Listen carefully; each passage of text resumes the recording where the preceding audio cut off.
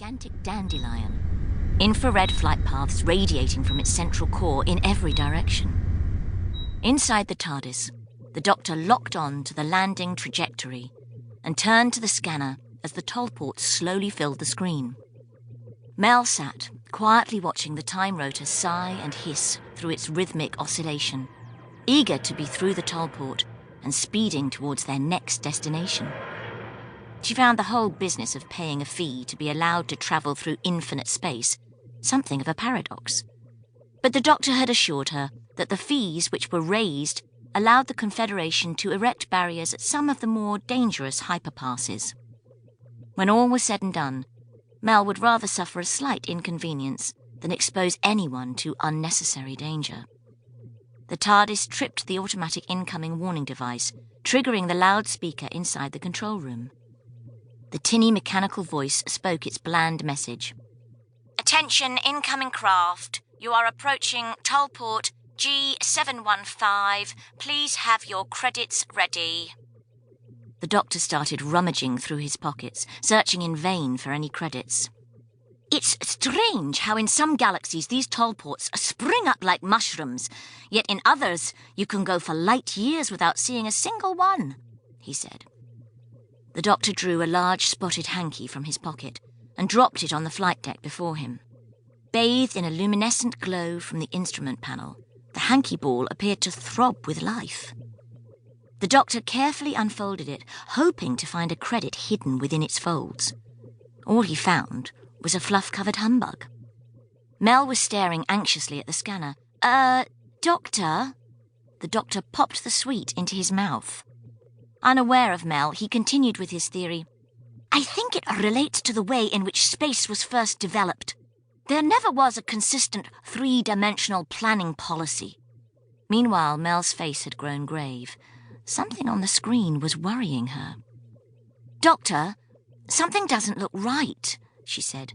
"Only the landing lights are on. It looks abandoned." But the Doctor was by now so absorbed in his diatribe against haphazard planning that he barely heard her.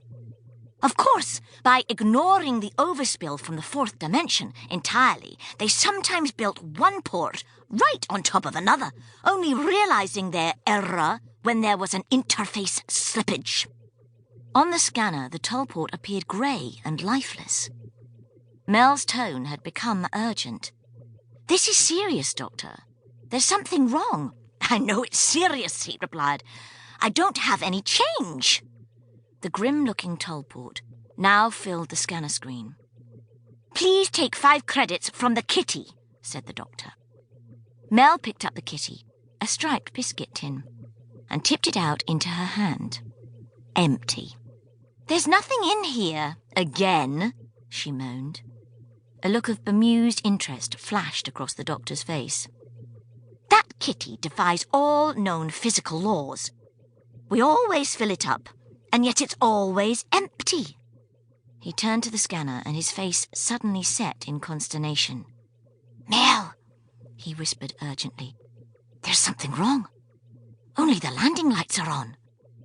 Mel gave the Doctor a sideways glance, which was more eloquent than anything she could possibly have said.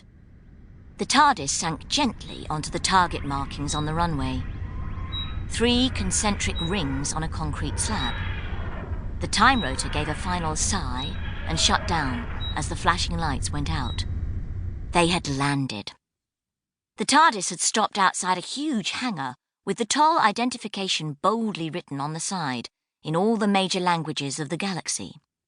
To the right of the hangar was a small toll booth, with the toll fees displayed on a large board beside it. The TARDIS was lit by a single harsh spotlight, the rest of the complex being cloaked in the inky blackness of deep space. Trails of mist blew across the cold runway, adding to the impression that the station had been sacked or abandoned in great haste. The TARDIS door slowly eased open, and the Doctor peered cautiously out. I don't like it one little bit," he muttered. "Me too.